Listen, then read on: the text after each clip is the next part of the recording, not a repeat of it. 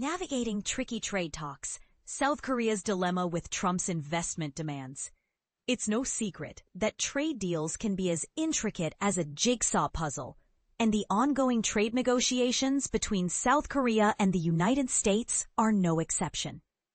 Despite President Donald Trump's charm offensive in Japan, which saw a whopping $490 billion in investment pledges, the outlook for a similar agreement with South Korea appears increasingly challenging.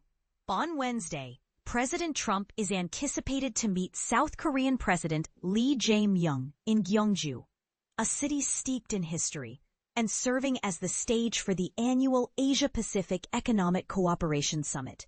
However, key officials from both Washington and Seoul have indicated that a major sticking point remains: Trump's insistence on a $350 billion investment from South Korea into the U.S. But here's where it gets controversial. South Korean representatives argue that a direct cash infusion of this magnitude could potentially destabilize their economy. Rather, they advocate for loans and loan guarantees as a more prudent approach. Additionally, South Korea would require a currency swap line to effectively manage the flow of its currency into the U.S., which further complicates negotiations. Deputy National Security Director Oh Hyun-joo shared with reporters that, regrettably, discussions have not been progressing as swiftly as anticipated. We haven't yet been able to find common ground on key issues such as how the investments are structured, their formats, and the methodology for profit distribution, she noted on Monday. A stark contrast with Japan. This situation stands in stark contrast to Trump's recent dealings with Japan, where the government is actively working to meet its commitment related to a previous trade agreement, which includes investments totaling $550 billion. During a dinner in Tokyo, Commerce Secretary Howard Lutnick revealed up to $490 billion in commitments, demonstrating Japan's willingness to engage. During his visit, Trump formed a bond with Japan's new Prime Minister, Sanae Takaichi, joining her to speak with American troops aboard an aircraft carrier and announcing significant energy and technology projects to be funded by Japan in the U.S.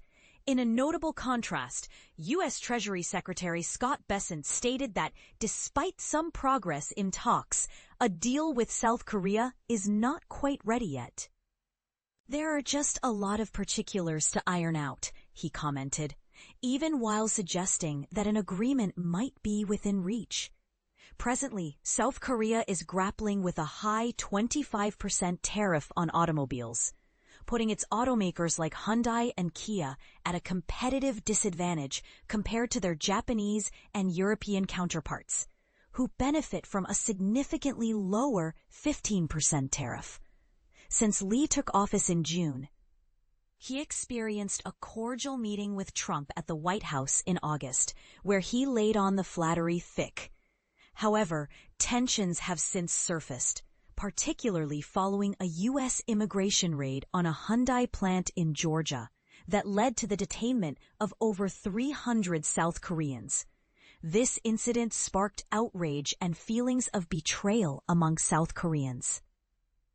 Lee has voiced concerns about the potential reluctance of companies to invest in the U.S. if improvements to the visa system are not enacted.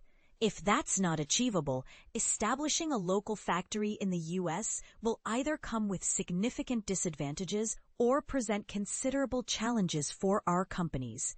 They may even reevaluate whether to proceed, he cautioned. In a move signaling progress, South Korea's foreign ministry announced earlier in October that the U.S. is willing to facilitate short-term visas or a visa waiver program for South Korean workers involved in constructing industrial sites in America. When asked about the controversial immigration raid, Trump responded, "I was against deporting them," suggesting that an improved visa system could facilitate the entry of skilled workers for companies engaged in investment endeavors. A broader view, Trump's upcoming meetings. During his visit to South Korea, Trump is also set for a highly anticipated meeting with Chinese leader Xi Jinping. While Washington and Beijing have experienced trade tensions, indications suggest a mutual desire to reduce hostilities. Trump has also hinted at the possibility of engaging with North Korean leader Kim Jong-un, expressing his disappointment over Kim's unresponsiveness to his outreach efforts. Recently, North Korea launched sea-to-surface cruise missiles, showcasing its military capabilities amid Trump's presence in the region. "I got along exceptionally well with Kim Jong-un. He liked me, and I liked him," Trump stated, adding that he would consider extending his trip to South Korea should an opportunity arise to meet with Kim.